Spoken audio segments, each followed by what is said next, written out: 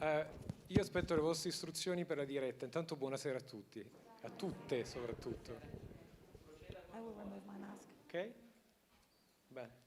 We can get rid of this. We can, you cannot. So, welcome to the Consulate General of Italy. It's a real pleasure to be able to organize this event. It's kind of restricted in person for reasons you can imagine, including material restrictions that we are organizing now exhibit, which will start in 2 days. I think it was wise to reduce the number of persons here physically present. I'm really excited and very, very happy to be able to open what I hope will become a regular event. We call the Italian and Italian-American Women's Success Stories. And I want to spend just 2 minutes, and then, because I'm also the host here, I'm not a speaker, but I want to just share with you a little bit the background of this initiative. Actually, I had in mind something regarding Italian women, Italian-American women since my arrival here. Then I realized it was not difficult. During some events, economic, cultural events we were organizing here with ministers or even without ministers, there was an embarrassing majority of men in the room and a tiny minority of women representing the Italian business or cultural world. I have to say the academia and research world is not the same. We have a much better gender balance there, and also because they are younger generation maybe. So basically, it's there that I had this idea of creating an opportunity to highlight stories by Italian-American and Italian women. In October, I had the opportunity to listen to Jodi, here present among our guests, who was the honorees of the Columbus celebration of this year, and I found her speech very exciting, even moving, and that's where I visualized the way, without my team actually, the way we wanted to organize this. Allow these women to tell their stories, but in a very informal way, like an informal chat and very interactive with the public, both the public present here and also, hopefully, if we are able, technically, those who would be connected via YouTube, above all Facebook, because there is where they can intervene. So here we are. I'm not going to present our guests because I want to just present our moderator who will do the job and will steer our discussion today. But I want to thank all the four of you, and particularly Natalia, Jodi, and Adriana. I call this a pilot project. If that succeeds and it's very much followed, I think we'll repeat it in a regular way in the coming months and years. And I'm optimistic about. So without further ado, Maria Luisa Rossi-Hawkins. She doesn't need presentation, actually, and she will be our moderator. Thank you very much, and thank you, really. Thank you.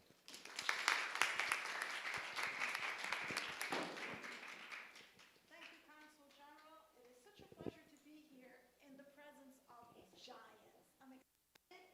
I'm the correspondent with Mediaset, Italian television. I think this is on, right? But I think you, can you hear me? As I said, I'm in the presence of giants, so I'm humble, excited, and these women are in our lives. We don't know it, but they all are in our lives, and we depend on them in ways in which we really don't even know. I'm a correspondent for Mediaset, Canale 5, Italia 1 e Rete 4, and I am a journalist, so I have tons of questions for them, but I really want for them to start talking and tell our stories. Quick poll right now. How many people know what Google is, have used it, and have an opinion on it? So you're in the right spot. How many people like romantic comedies, books, films, know what a screenplay is? You're in the right place. How many people have an office, have worked in an office, own real estate, or know somebody who does? You're in the right place. All right. without further ado, thank you so much for being here. Natalia Bergamaski worked for 20 years in the technology department. She works and still works at Google. All these women have Italian roots, Italian heritage. I would like to begin with you, Natalia, to talk about your story, talk about what brought you here, and what makes your experience in this country so special. Thank you. So why don't I? Perfect. Hello, thank you. Thank you, Fabrizio, Irene, all the crew here. Honored to be sitting close to this lady. Thank you for inviting me. When Fabrizio called me asking to be part of this panel, I said, why? I don't have anything extraordinary about myself. I'm a normal woman. And he said, exactly, that is the point. Are you Italian? Are you a working woman in US? And I said, yes.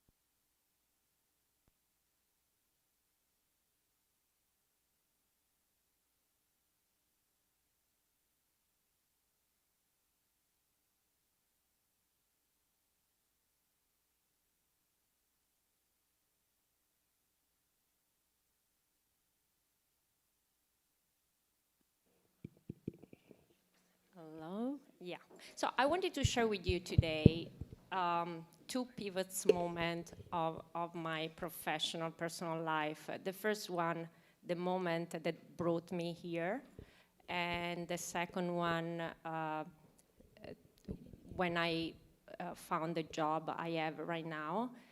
In the first case, I was driven. It was not driven by me. The second one was driven by me. In both cases, I took advantage of that. So I wanted to share with you in case this might be inspirational for yourself, or you will find yourself in one of those situations in the future. Starting with the first moment of my life, 10 years ago, as you can tell, I'm Italian. I raised in Italy and recently landed here, 10 years ago exactly.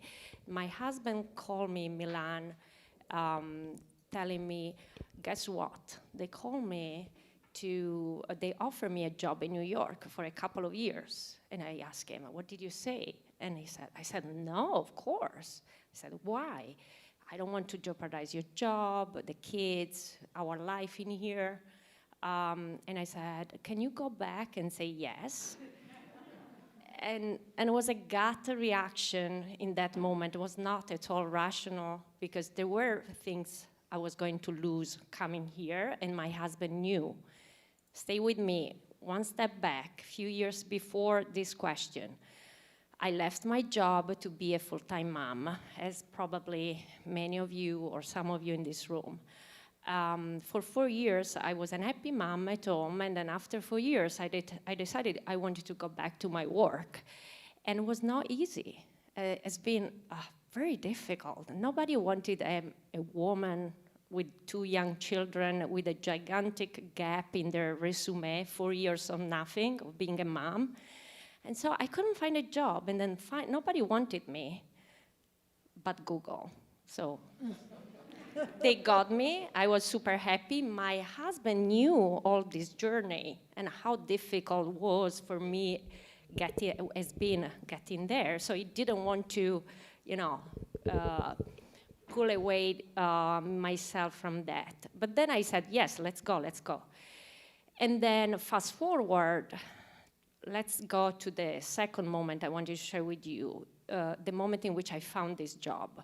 And you are saying, what? You used to work at Google in Italy, and now you work at Google in US. Easy, right? Internal transfer. No, it was not, actually. In my company, doesn't exist internal transfer, because they basically say, if you're good to do this in this country, you're not good to that in that country. So they allow you to compete and to apply for a job, but you compete with many others. And there are thousands of resumes they get for every job they get out. And so when I was still in Italy, I started to apply, and I knew that I was going to move to New York. I started to apply to every role that might fit my profile, and I didn't get any. It was quite desperate and worried. And we arrived to the moment in which we had our flight to the States. And that was a moment in which I said, okay, let me negotiate some extra time. I went back to my manager in Italy and I said, hey, listen, I'm leaving, but please allow me to work for you an extra 2 months from New York. I'm pretty sure once I am there, I will find a job. They will look in my eyes and they will discover I'm not a funny Italian with a funny accent. I can actually do something more. And so I moved here, but I was still working for Italy. So I was going to the office, the Google office, the nice Google office you see in Chelsea. But believe me, for me, it was a nightmare. The first few weeks, I worked there 8 hours per day, not speaking to anybody. I was sitting to my desk. I was working for Italy, some call here and there, but mostly, email. But nobody around me was speaking to me. So there were days in which I went back at home to my kids and my husband, and maybe I didn't speak with anybody for 8 hours, feeling really pretty much isolated and lonely professionally. Tough. At some point, I remember I had 2 months for finding a job, no progress made in the first 4 weeks. After a month, my manager called me and said, Natalia, I know we had an agreement, 2 months, but I need your headcount now. I need you here, or I need somebody else. So please, can you resign? And at that point, rationally, I knew I made the right choice to come here for my kids, for my husband. Emotionally, I was living in a totally different universe. I was not sleeping, very difficult to be vigilant during the day. Those crisis moments everybody live once in a while. And so when I got this call and I didn't have a job, and not even the hope of a job, I asked to my manager, okay, give me 2 extra weeks. I'm asking you 2 extra weeks. And then, gentleman agreement, if I don't find anything, I will resign. And she said, okay, I can give you 2 weeks. Take the 2 weeks, I come back to my desk and I said, okay, Natalia, you have to find a job in 2 weeks. And so, long story short, I went to the recruitment office and said, why are you proposing me all these roles? In Italy, I was pretty senior, so they were expecting something similar here. I said, no, I want to start from scratch, doing copies and coffee if needed, whatever, starting in a new department. And so I got a job in 2 weeks, and was not just a job. At that point, I have to be honest, I would have taken everything, but if it turned out to be actually a better job of the job I used to have before. It took some time to realize that, but actually now I work in doing something that really rewards me and I really like, and I would never be there if I didn't have all those kind of choices to make along the way. So this is my experience of New York and US. Very happy to be here. Thank you. So definitely a success story, definitely a lot of questions to ask about the stressful process of finding a job in 2 weeks, succeeding and managing private life, public experience, and projection in a professional world, which is something that all women in the professional world are experiencing or have experienced. Jodi Pulice, of Italian descent from Staten Island, yes. A real estate giant. You are one of the most successful. A giant that needs notes. All right, well, we all do need notes because we can't be prepared. I hope you don't mind. I just made a couple of bullets because it's been a long journey, and the older I get, the more I forget. So I figured let me write down so the journey is at least concise and precise. So yes, I am from Staten Island, New York. I'm the founder and CEO of JRT Realty Group. The J is my first name, Jodi. The R is my son, Ryan. And the T is my daughter, Taylor, who is here tonight. So as we all do, and as Natalia has said, we're working for the success of our future, and to have the company named after my children is the reason, and the fortitude and everything else that you know, the reason why you work, the reason why we're here, and to pass on the opportunity to them. So my Italian heritage dates back to the late 1800s. My father's family's from Belmonte in Calabria, and my mom's family's from Partana in Sicily. And they came to America, like so many others, because they wanted opportunity. I've had many conversations with my grandparents who are no longer with us, but it was only about opportunity. They were in very small towns, and in those towns, they didn't see the opportunity. So despite the fact that they left their home, and that was always something that I admire immensely, you leave your home. I mean, how do you leave your home like that?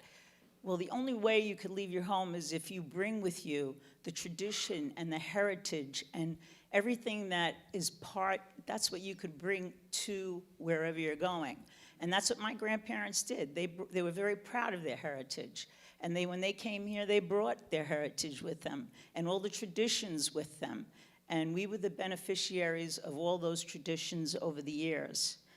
And as I stand here today, I'm very proud of my success in the business area, and it's been a very, very long road, and it wasn't an overnight success story. I didn't have, 2 weeks. It's been, you had to do it so quickly.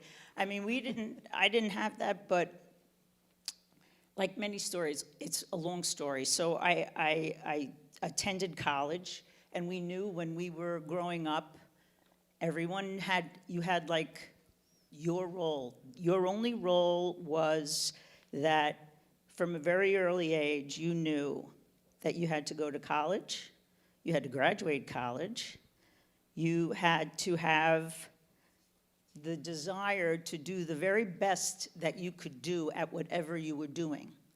So there was no, once you made your decision that you were going to do it, what you were going to do, you were going to forge ahead and you were going to do it.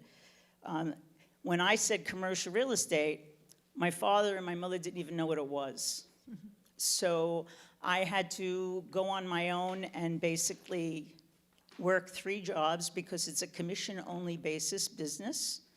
And I was living on Staten Island, and I had a job on the weekend, and I had a job when I got home at night. So I used to work at a video rental place at $10 an hour off the books so that I could make enough money to go back into the city to work in commercial real estate the next day. And then on the weekends, I worked at Sterling Optical. I learned how to make eyeglasses in college. Yeah, and I made eyeglasses. And then when I graduated from college, I had a degree in bacteriology and public health.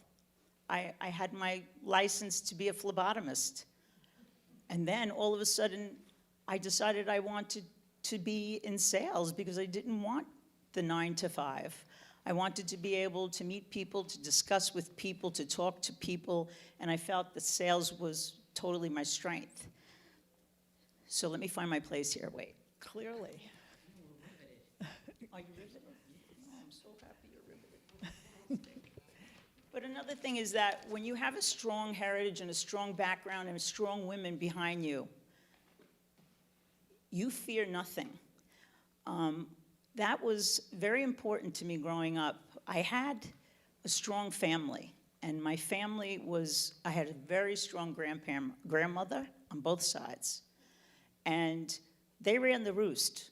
My grandfathers would go out and work, but my grandmothers were home collecting the money and making the money work for the rent, for the food, for the kids' clothes, and everything else around it. And that's not very different from all of us. I'm sure every one of us understand that it was always the grandmother who had all the money. The grandmother had the money, and she was appropriating it the way she thought it was possible. The fathers used to work, and I know that from many of my friends that I grew up with. So the perseverance and the hard work is very much part of my DNA, and I could proudly say that JRT now is the largest certified woman business commercial real estate firm in the country. I fear nothing. I take a lot of risk. I take a lot of chances, but so does everyone else that you see in front of you. The chance that she took, and then you're going to hear about this wonderful woman. So there's always risk involved, but the more the risk, the higher the reward. So I think one of the most important things, and I'll finish with this, is that when I first went into my first deal, I noticed that the real estate industry was all men, all white men.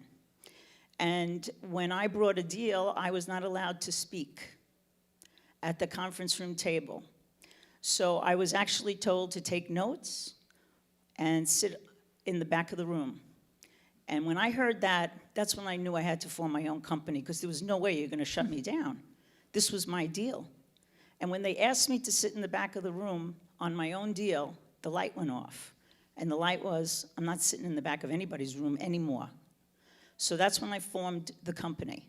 And now I bring people of color, I bring people of women, I bring the international community. I don't care what they look like. If they're talented and they want a chance to work in commercial real estate, I say, come and work with me and sit next to me at the table.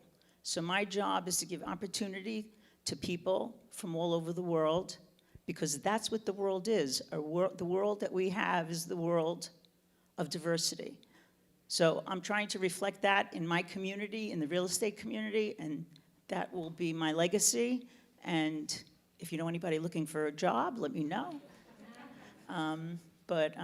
That's all.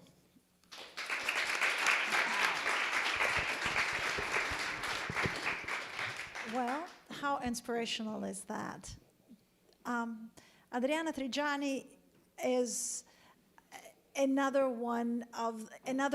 incredible woman that will share her life experience. She is an author, glorified, 38 countries, 18 books, more to come, movies, awards, but most of all, an Italian-American who grew up in Appalachia.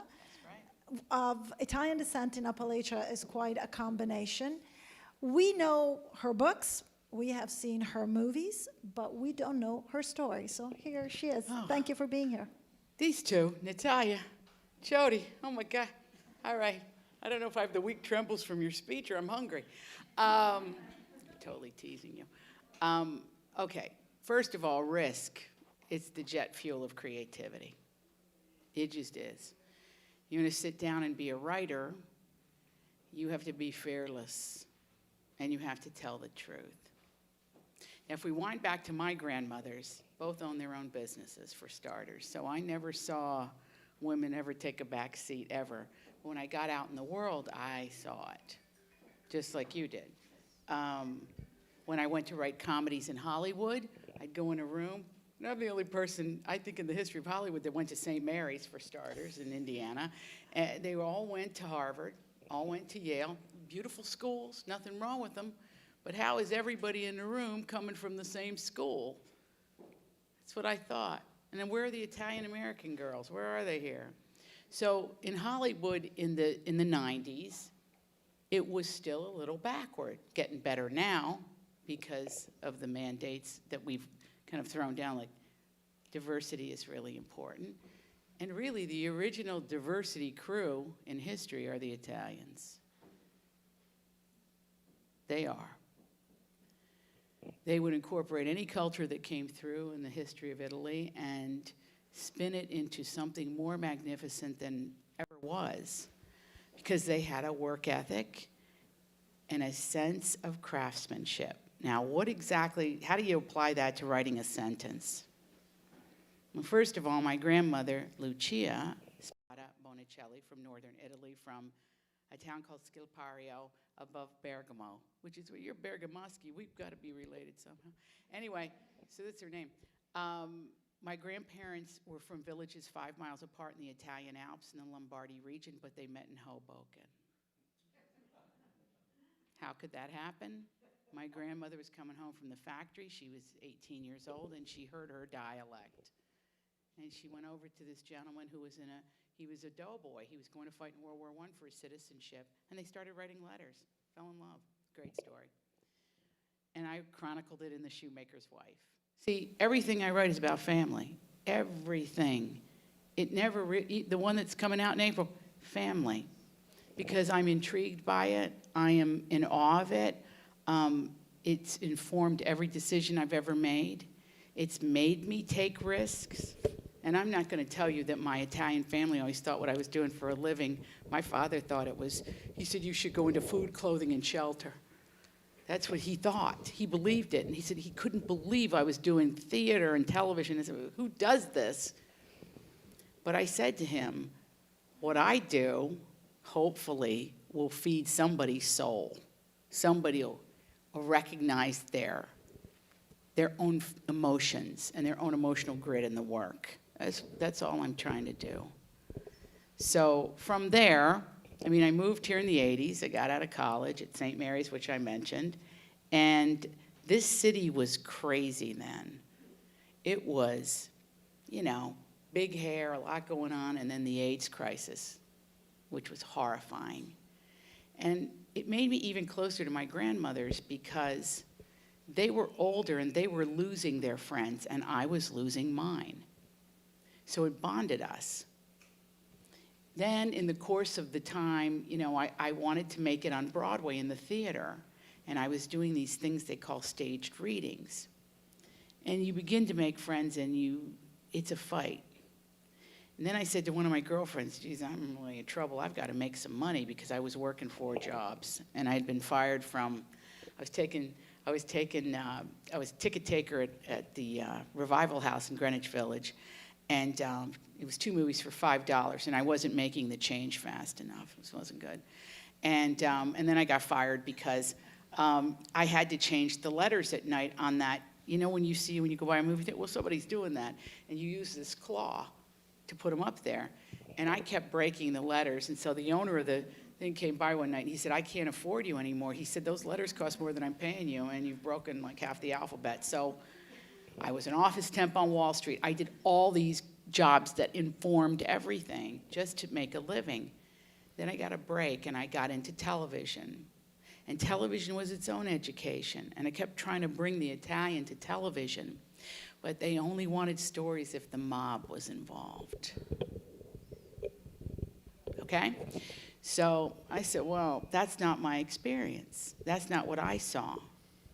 So when I tell you, when you say we're giants, I'm not going to speak for Natalia and Jodi because I wouldn't. I never feel like a giant. I feel like I'm always at the door.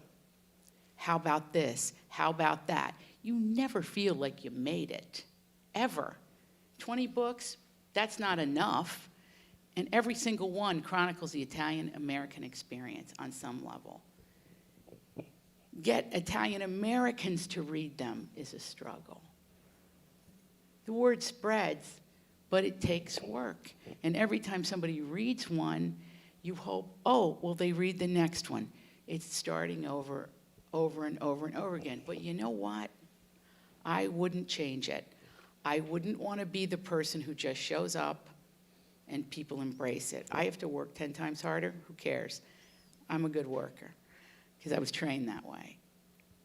But you have to be real about what it means to be in your profession and to be an Italian American or an Italian in America working.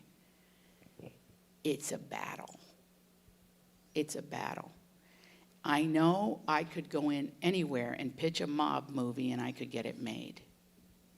But I'm not going to do that. It's for somebody else to do. And if you enjoy those, great. I'm not even saying anything's bad about them. I'm not going to be the person who judges that. But it isn't what I see or I saw growing up. And by the way, our stories are just as dramatic. It doesn't have to involve the mafia. But all kinds of people write about that because, well, it's a fast, very successful sell. So what do I write about? Well, sometimes I'm wandering around the world and a story comes to me. I had wanted to write about a contemporary Italian family because before COVID, I was there quite a bit. COVID was worse in Bergamo, where my people are. Of course. Right from the beginning, which was heartbreaking. So there was that layer. And the idea that, you know, that it always calls to me, come back, you know, to come back, to go back. For all the personal reasons that my people came here, they longed for home, brought their traditions, loved it here, loved this country, worked hard for this country. But there was always that dream of the past, kind of. So that's really what I do, is I try to marry what I see in the world and what was, and for lack of cutting to the chase, make a meatball out of it, really. Just try to keep packing it in there and making it as dense and delicious as I possibly can. And when it comes to representing the Italian-American experience, I feel like Jodi does, and I know that Natalia feels, the idea that your children work with you is so thrilling to me, I can't even tell you. I mean, I feel my father flying around the room. He always wanted us to work with him. We didn't. But it's a beautiful thing. But what I try to do is I have interns every summer. You should contact me if you have a child or a granddaughter, a niece, or somebody who wants to write. And I just bring them through, and I try to train them and teach them the ways of this so that they have a path. They have a path for their stories. That's it. I don't know what else to tell you. I guess that's about it. Is that enough, Fabrizio? Talked for an hour and a half here. So, phenomenal performance and phenomenal story. Hunger, curiosity, family, sense of enterprise, Italianness as a whole. You, each and every one of you, represents a sector of a section of Italian life that is not known. It is never a mob story. It is not for you. It isn't for Jodi. It isn't for Natalia. But it is always about something new that becomes greater in the context of America, because America has given us the chance to explore ourselves. I'd like to ask Natalia the first question, and then if there are any questions for the women in the panel, I'll be happy to read them out. Technology is so important. We are in a post-COVID, hopefully, but not so much era. You have said and you have written, technology is going to make everything better. It's going to make our world, the world of enterprise, better. It's going to transform our worlds in a positive way. Do you still feel this way after COVID? And do you still feel this way in light of what's facing us in the next few months? You do work at Google still, and you are... yeah, you hear me. I do think that still now, maybe even more, I feel we are very distracted by many lateral conversations that entails technology, include technology, and so they might influence the way in which people on the wide range they see technology, but I still think it's super important. Without technology, COVID would have been a totally different beast, right? The fact that some of us could keep their job, having a salary, pay the food for the kids, even with all the problems, education, I mean, the school kept working with enormous, gigantic limitation, but still, having a computer, connecting with teacher. I really strongly feel technology is really helping us. I've been improving my life since, if I look at my life and my generation, from where I started, where I am right now, I feel my life is so much better because of technology. Now, there are so many things to take in consideration. Privacy, data, those are amazing, good topics, and I'm very glad everybody now is alerted and ready to speak about that, because there is no future without having those important conversations. We need to take care about that and keep evolving. So all in all, a very positive outlook on what's facing us because of COVID and in a post-COVID, hopefully, society, and hopefully soon. Are we ready for the next phase as a human, as a society? Because I know your company and all the technology is making leaps forward. Are we ready for that? I truly believe that cancer will be solved by engineer, not doctors, or doctors with engineers. I truly believe that. You mean cancer? Cancer, yeah. Oh. So just to say, I'm very positive about the future, speaking about COVID and speaking about health right now. My top of mind is that, and I feel technology has such an important role for solving all that piece of problems. Can I throw something in about technology? You have to. Just very quickly, it has had such a transformational effect in the entertainment business, because when I started, 1989, you had 4 places to pitch a television show or a movie. 4. Now it's over 200, because technology has opened up the world. So if, let's just say you want to watch a show about ants. I can't think of anything. Ants. You will have a channel that's designated to insects you can watch anything you want on insects. It's created platforms. It has been completely transformational, which makes it very exciting for storytellers, because storytellers now have places to take their stories. So it isn't just going to be limited to what somebody thinks you are, but what your experience really is. And that's very exciting. So as writers, and let me ask a segue to that, Adriana, as a writer, as a filmmaker, as a screenplay, you think this has made your pitches or your ideas just run in a more capillary way through different outlets, or? I do. Now, the world of books has completely changed. Even 20 years ago, I started in 1999, 2000, my first book came out. You went on the road, they had bookstores. The books were curated in the bookstore for you. The publishers curated them. Now what's happened is, okay, I'm just going to give you the numbers because it's fascinating. When I started, maybe 2 or 3 books were self-published. I'm exaggerating, maybe 20. Today, last year in the United States of America, 1.8 million books were self-published, on top of the close to 1 million that the publishers publish, which is everything from your driver's manuals to your textbooks to my novels. Who is going to be able to read all these things? How will history shake out? It's unanswerable, but it has completely changed. As far as I'm concerned, I'm done with the technology in my business. Although it did help us get along through COVID, I am zoomed out. I see what it has caused with people that have just come into the business that don't want to work because they think they could stay home and Zoom and email and text, and the interpersonal skills are out the window. I think that when I speak to some of the people that I'm training and I'll say, you know, you sent out a lease, did you follow it up? Yes. How did you follow it up? I sent an email. And what happened? I didn't get any answer. And then I sent a text.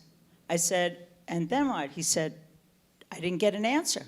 I said, did you ever pick up the phone and dial the number and speak to someone? They are, the generation, it helped us absolutely, but the generation now has completely lost their interpersonal skills. It is frustrating if I have to sit with people that I'm training and say to them, did you call them? Did you say, can I meet you for a cup of coffee? All right, COVID, I understand, but we're a little past that now. So we're raising individuals that think that they could stay home in their pajamas, turn their computer on, and have a Zoom call anytime they're going to make a deal. And it's not going to happen. And I really feel terrible about it, because I think that it's a large part of society. All the people that I'm training that are coming up through the ranks, I have to actually tell them, no, you have to come in. You must get vaccinated, wear a mask, and come in, because that's the only way you're going to learn. And I'm hearing from other industries that they're finding problems on how am I going to promote someone if I don't get to see their true work ethic, if they're not in the office with me, if I don't understand how they spend their time, if I don't have any kind of like speaking time with them, how am I going to promote who I need to promote? So although technology has been very helpful, absolutely, I'm done with it. I think we have to move on. All right. I think a lot of people feel the way you do, Jodi. I personally believe that there's a place in the newsroom for people to gather and talk about what's going on and decide what goes on the air. But no, I wanted to say, I hear please, you. Natalia. I agree with you as well. I feel the Zoom fatigue myself, and I recognize myself and my younger colleagues in everything you are saying. But you are speaking about the way in which we use technology, not about technology. So yes, this is a very good way to think about the future and how we are teaching to our kids in the schools, how eventually include in our master degrees things that teach us that, how to use at its best, the technology. so what you're saying is we are not really taking full advantage of what technology can give us. What you're saying is we're just using something that makes us comfortable in the short term? Is that what you're saying? Correct. If somebody steal a car to go and, how do you say, rapinare una banca? Rob a bank. Rob a bank. Is the car a problem, or is the way in which I'm using the car? So technology is the car. We need to have an ethic on how to use it. I definitely agree with you. But how do we change that? Okay. Oh, Go ahead. No, Adriana, you might have your. I was just going to say that the problem is that people think if they write an email, that's a job. That's just a message you're sending, which I've had to train people to understand. It's like, no, that's not actually work. That's just either introduce yourself or follow. That is not the job. The job is thinking through whatever it is you need. But I find the technology phenomenal, particularly in reaching a worldwide audience. You can reach a lot more people, which I find exciting. But the work ethic will have to come back, or they're not going to make it. Speak to that. Do you want to speak to that, or? I would like to risk to make an example on the real estate field, and now I'm going to regret. You are going to. But think about, I really, during COVID, we decided to buy a house.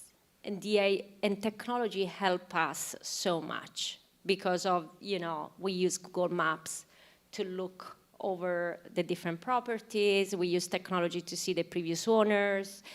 I had so many information that I wouldn't have had, and helped me and the real estate agent to close a deal in a reasonable amount of time. So I see that as an impossible thing to do before technology. But yeah, I know you can destroy me. No, I'm not going to destroy you. I'm not a residential real estate broker. I don't do anything residential. I only do commercial real estate. When you do commercial real estate, you have to be creative. And in order to be creative, to make deals, you must be creative. So that if someone says, I don't want to do it this way, because I'm in the business so long, I could have 3 or 4 options for that person so that maybe we could do it another way. If the person is not sitting in the room with me and learning that from me in negotiating with the person that I'm negotiating with, the deal is going to be dead. Before the rubber hits the road, the deal is going to be dead. So I think that I understand what you're saying about residential, and to be quite frank with you, I always look at Google Maps when we're doing, any kind of houses or rentals or wherever we travel, and I think it's very helpful. But a negotiating tactic where someone has to learn different ways of doing things, it's lost when you're not sitting in the room with the person.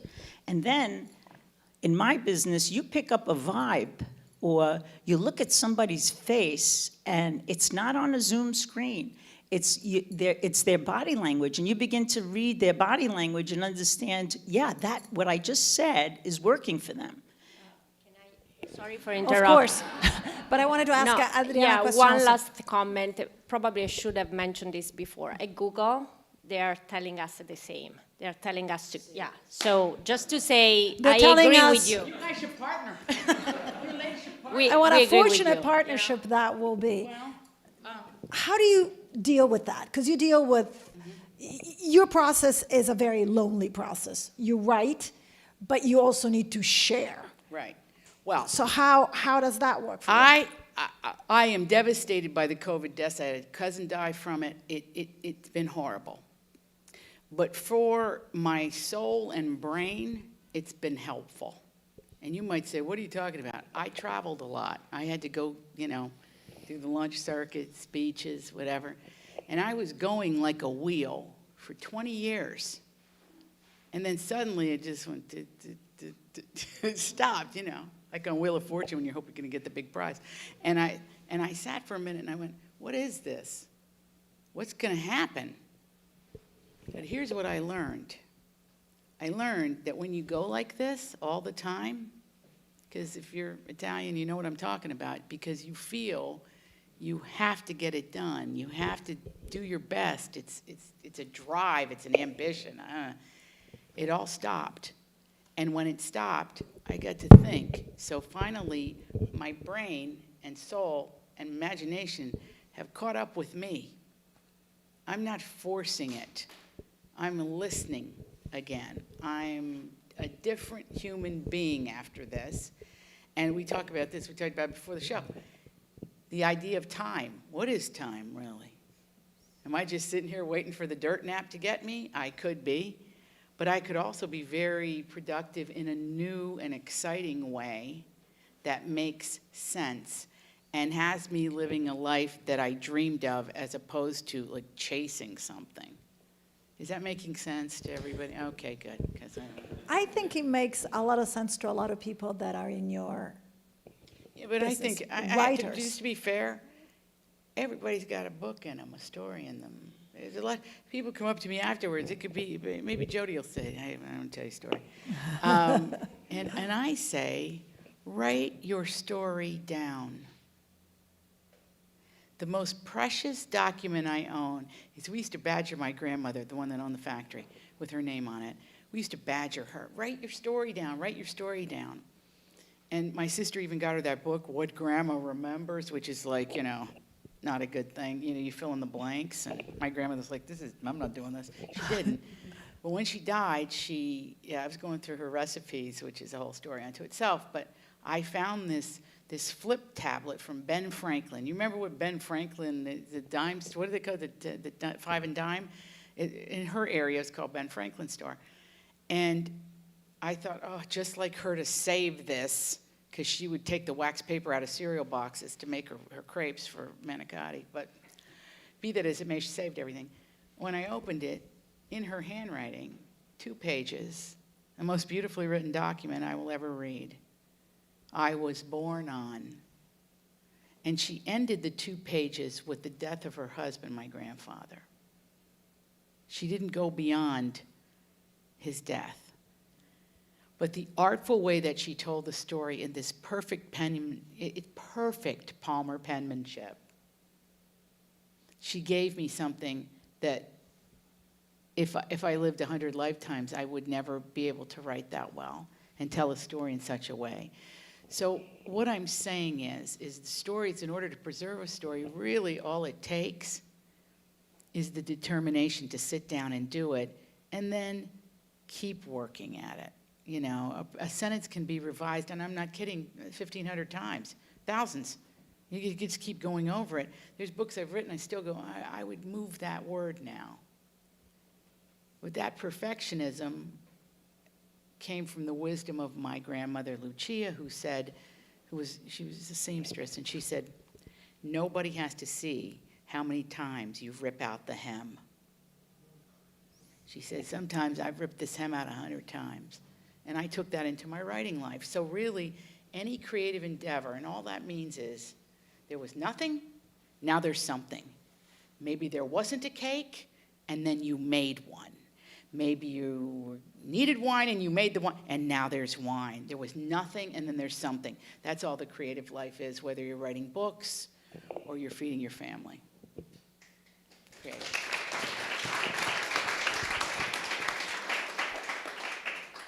So let me ask you, what's your next book about? Well, during COVID, I said, well, now what happens if I get this and die? Didn't you all think that? What happens if I die? Well, first of all, I wish I would have cleaned out my closets, but I didn't really care about that. I just said, I called my best friend and I said, listen, you get in this house and get my stuff out of here because there's going to be another wife after me, believe me. So, get my stuff out. I tease, but Is during it going to COVID, reflect? this Is new it going to book, well, reflect it's this? called Hit by the Bus book because it's the story. It means if I never write another one, I've tried to tell this story. It's about a woman named Matilda who lives in Viareggio, Italy, on the water. I'm sure you've been there. And she goes to daily mass, and she's coming out of mass with her best friend Ida, and they're walking along, and it's her birthday, and she's turning 81.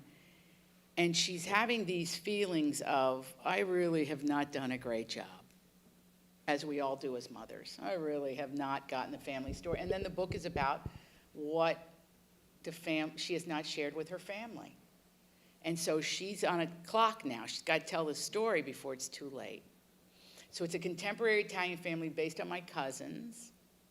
And then when I was in Scotland directing a movie, I found the story that I had never heard. And by the way, my British publishers had never heard the story. It wasn't taught in school. Does that sound familiar? And it's a story that involves Winston Churchill and pre-war, right before World War II started. And it affected this family forever. So reflection, creativity can be helped in your field by the lax of time that COVID has given us to stay home for us that were privileged All enough a to. writer needs, or any artist or creator, is time. Time. And so if you say, but I don't have time to write a book because I'm running my real estate company or I'm running Google, I'm doing something, you just have to get up 3 hours earlier in the morning or 2 hours earlier in the morning. And I know that sounds impossible, but then you go to bed early. What's happening at night that you're missing? Nothing. And you have the extra hours on your day. You made it very simple, but we know it's complicated because no endeavor is that simple and no creative endeavor is that If you simple. start to use your sleep time as your creative time, you're golden. If you're superwoman, of course, No, is everybody- superwomen, obviously, that's easy enough. Jodi, what do you say to all the people that want to go back? You're commercial real estate, office space. A lot of us long for office space right now. I am one that really needs to get back and see people at work and feel that kind of creative energy. And what do you say? What is our work world going to look like after this, do you think? I think it's going to take time. I speak to a lot of Fortune companies, and they're coming back in a bifurcated manner where they're 2 days a week or 3 days a week. I think it's going to be a pretty maybe I think probably 2 years of an adjustment period. Yeah. But what's happened in my industry is that, and this is not anything negative to Google or Amazon or all the big companies, that when other companies are giving up space, the Googles and the Amazons right now are taking over, and Facebook and all of the ones that you know are taking over the world. I mean, they're taking more space now. It is incredible how much space they're taking. And they know something. Why are they taking all this space? Because right now they're benefiting from the market. And the market is totally, there's many companies giving up enormous amounts of space. And the Amazons are coming in and they're taking the space for very, very cheap numbers, or less expensive numbers and greater deals. And now these other companies, I think, are gonna come back in 2 years and they're not gonna, and they're gonna need space again. And I think the turnover is going to be unbelievably tremendous, but it's going to take time. And I think that, you know, the human spirit, in my opinion, people want to be with people. Just the human spirit alone, you know, people want to work with people. People want to understand others. People do want to see the faces of other people. They want touch. People need that. And I think eventually it'll be back. But if, you know, everything that I read, everything that I hear, everything that I know, I think it's probably going to be between a 2 and 3 year period. We'll see people 5 days a week back in the office. Yet you spoke about a generational gap or a section of society that emails, texts, doesn't call, does not answer calls, doesn't know what to do with a human voice. I, as a journalist, deal with that a lot. People that don't return phone calls because they feel like they don't have to, because they're not at work, because nobody holds them responsible. So how is that going to change the workforce or the workspace? For people that realize that what I said is important, they're going to make a lot of money in my industry. Right. And there are going to be a lot of people that fall to the side, as you mentioned. There's going to be a whole generation of people that aren't going to be able to understand what it is to be reaching out and touching someone and speaking to someone. So for those of us, I think it's going to be very, you know, and for those people that do come to work right now, I think it's going to be very financially beneficial for us. But I have still a very, very big problem with thinking what's going to happen with the generation that wants to stay home in their pajamas. I just don't think it's going to work.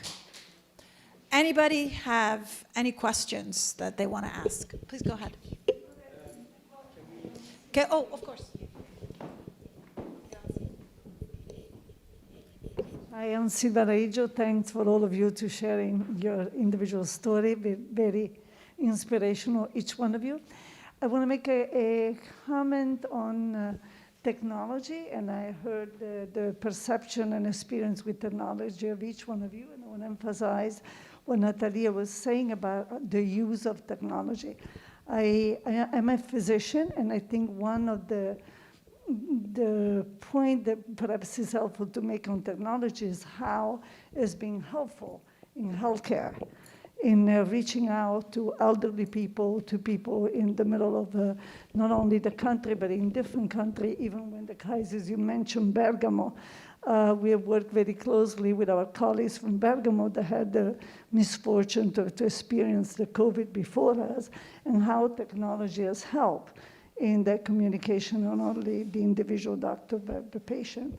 Again, from students, you know, to elderly people, and the role that technology has played. Thank you, Natalia. Thank you for sharing your experience. Yeah, great. Anybody else? Any questions? Yes, go ahead. And then.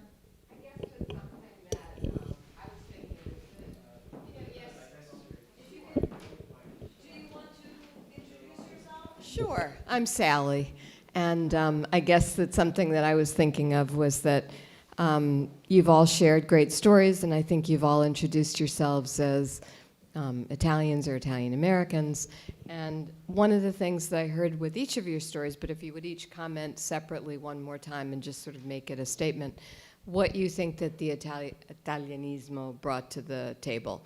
You know, the fact that the generations, that the grandparents, that the parents, but today in the world we live in New York, how do you see your Italianità figuring into the story?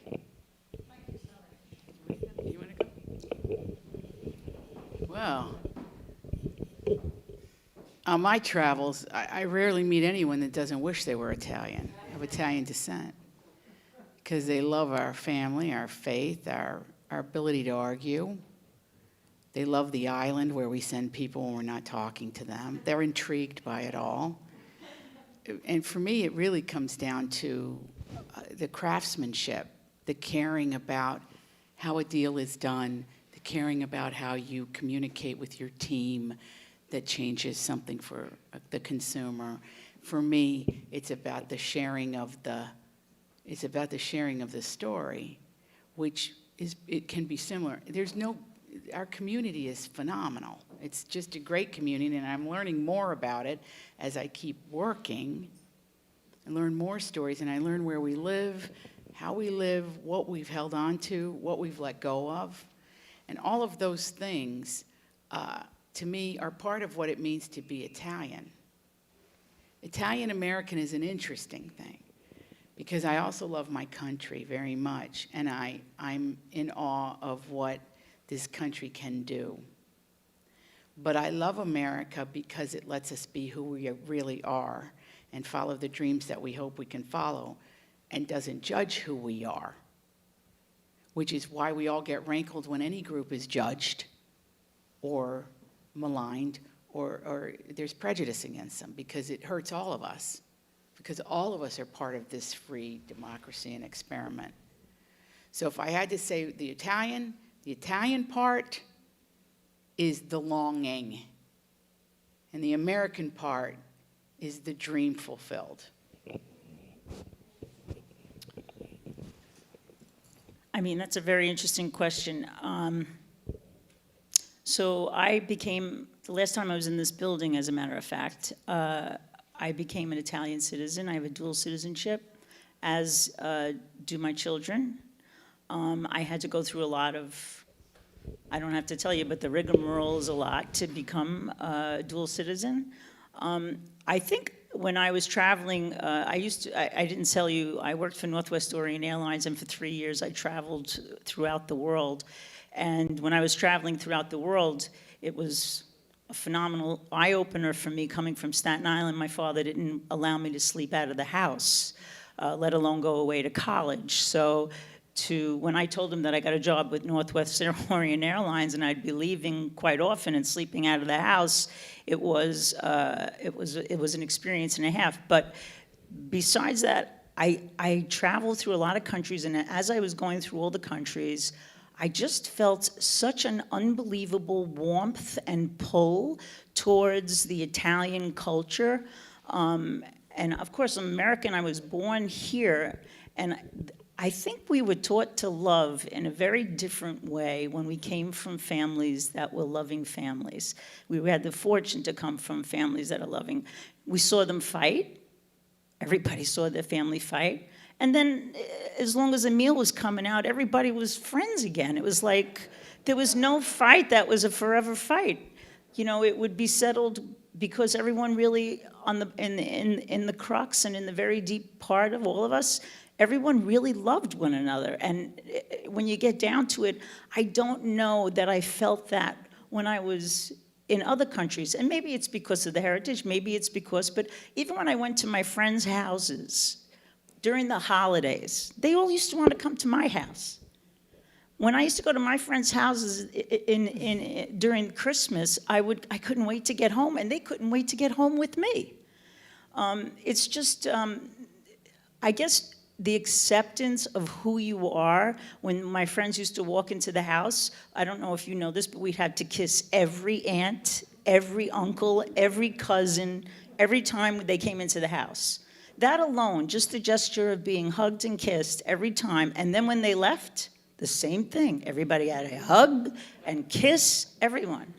And when you teach your kids that, and my kids all know that they have to do that, you're really giving them something very deep, very, very, very longing, and I think very important. And that's what I think it is. It's all about the love that we felt. And I will give a very quick answer here. In my field, being an Italian is not an advantage. I mean, when you speak about fashion or food, being an Italian means having some good reputation, supporting you. In digital technology, it's really not like that. So, good question. It didn't help being an Italian at all. And now if you're asking me, probably my small group of colleagues, the ones they work with me, they know how an Italian work and how is that different from the American way. That means inviting your clients and your colleagues at home for dinner.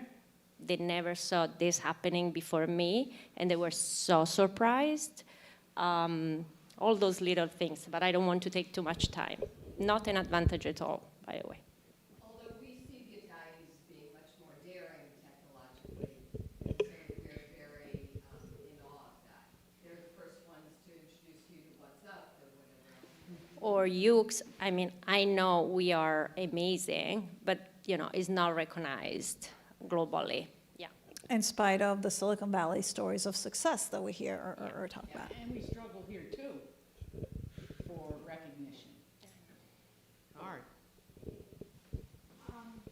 I think there's a couple more questions. This gentleman here and...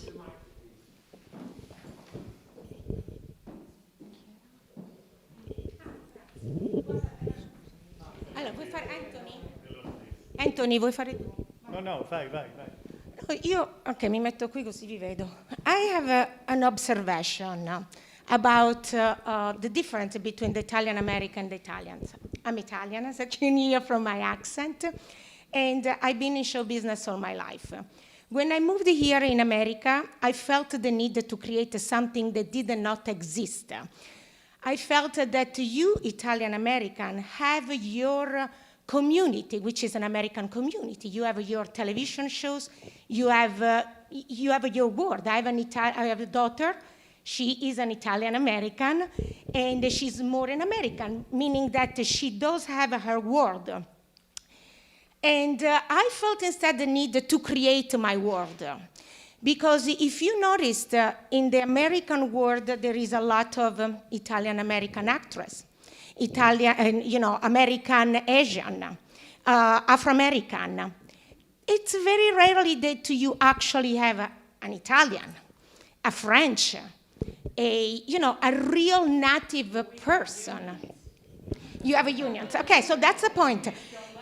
Exactly. Thank you very much. So what I needed to do 17 years ago, when I moved here 30 years ago, because for show business I married an American, we were doing chorus lines, so we moved here.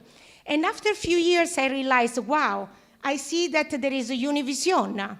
I see that there is RAI. Univision is the Latino channel. But RAI was speaking to the Italian, and wasn't speaking necessarily to the Americans. So long story short, I needed to create my own television show. So which is the only show that talks about Italians to the American community. My show is called Brindiamo, maybe some of you knows, and I felt I need to impose myself to the American audience.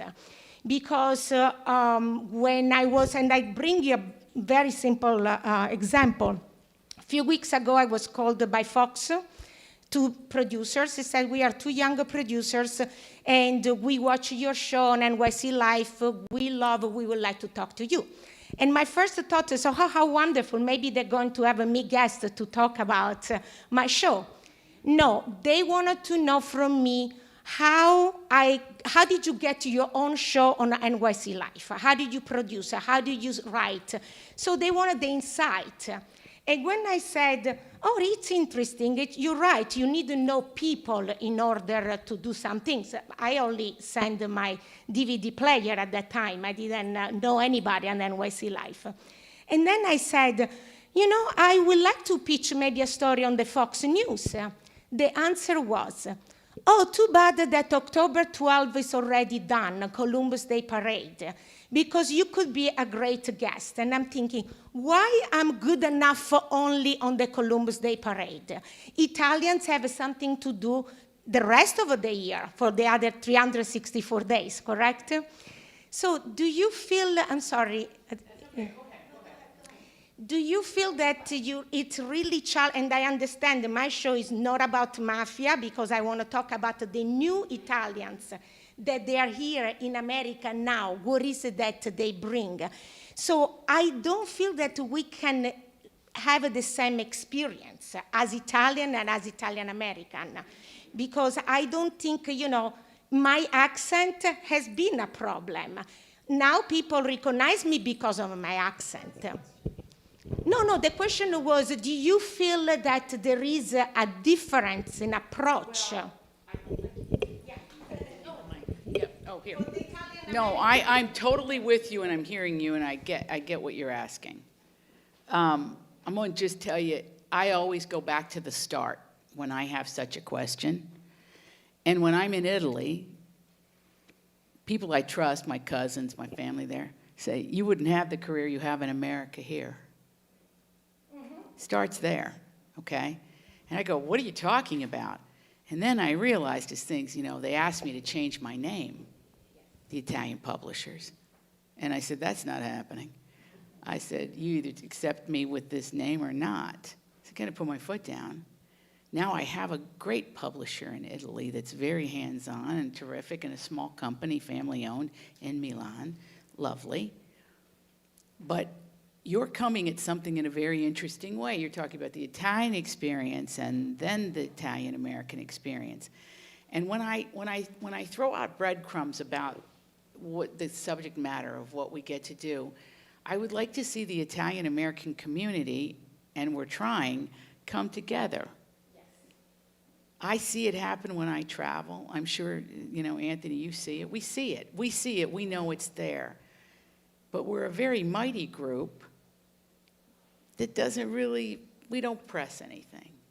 We kind of, not the Italian-American artists, the actors, they're very front and center. But if you want to read great books that aren't about the mob, then you must buy them. If you want to go to movies that are not about people getting their heads blown off, you must demand it.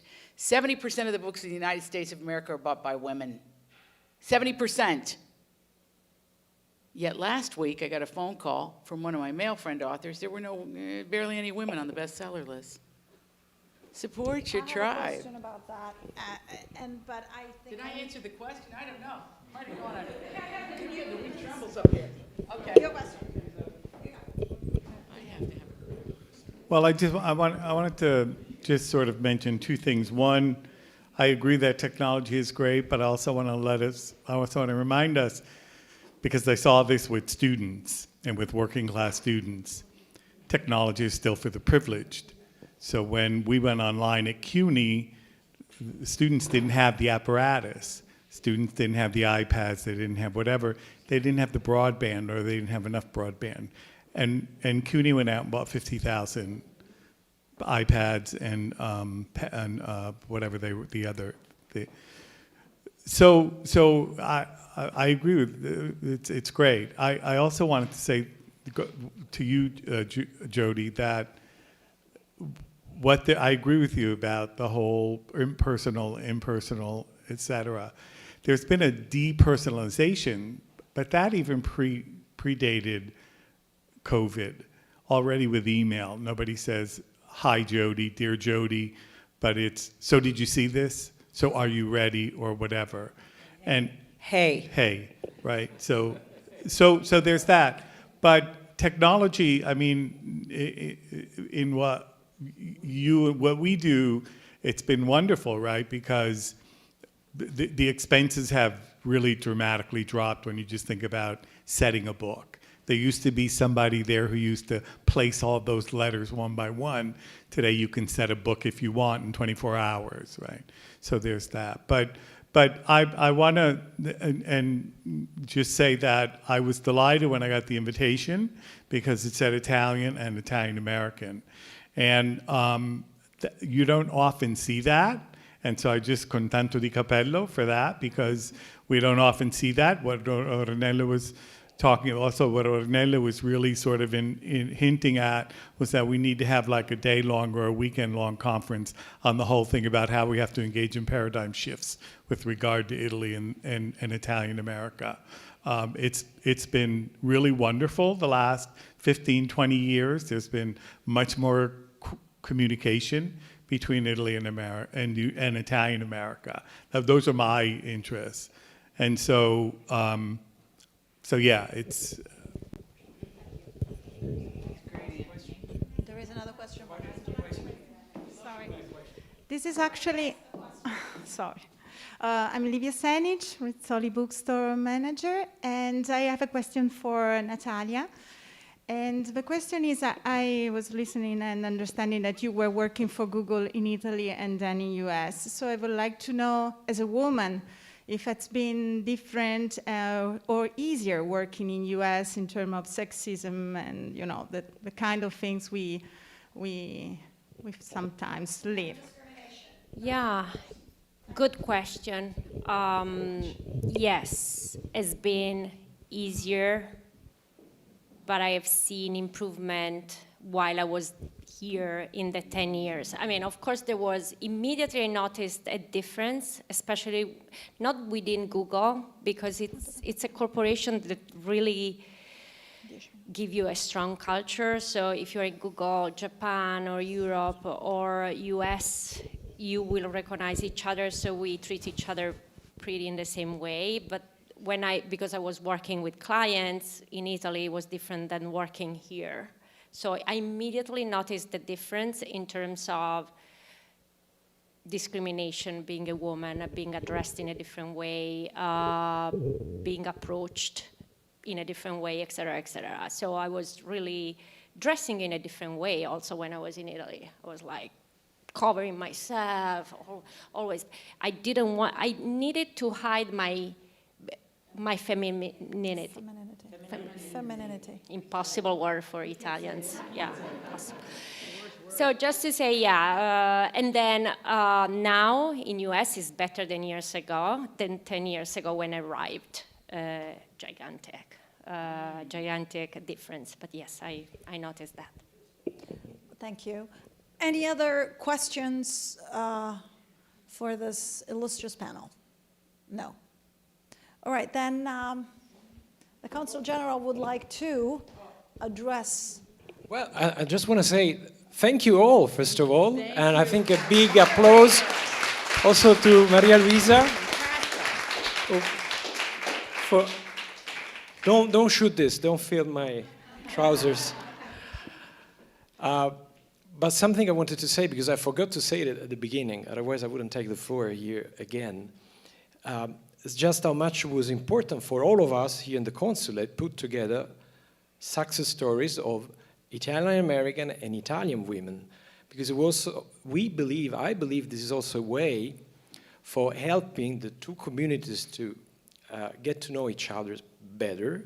Actually, there are contaminations all the day, every day here, also in the street.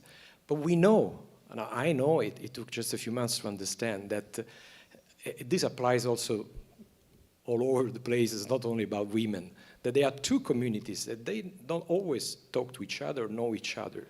So by the way, we're gonna tell stories also of men and success stories of men. I don't wanna disappoint you, but there again, we would like to see Italian American. Also, it's a way to compare different stories and background and culture, by the way, because we come from the same, heritage, but in reality, we have done different paths. So it's an interesting way also to compare and discover each other's paths.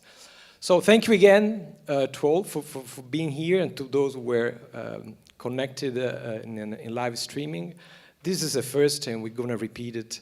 But I think we really chose well our guest today. Thank you. Thank you very much.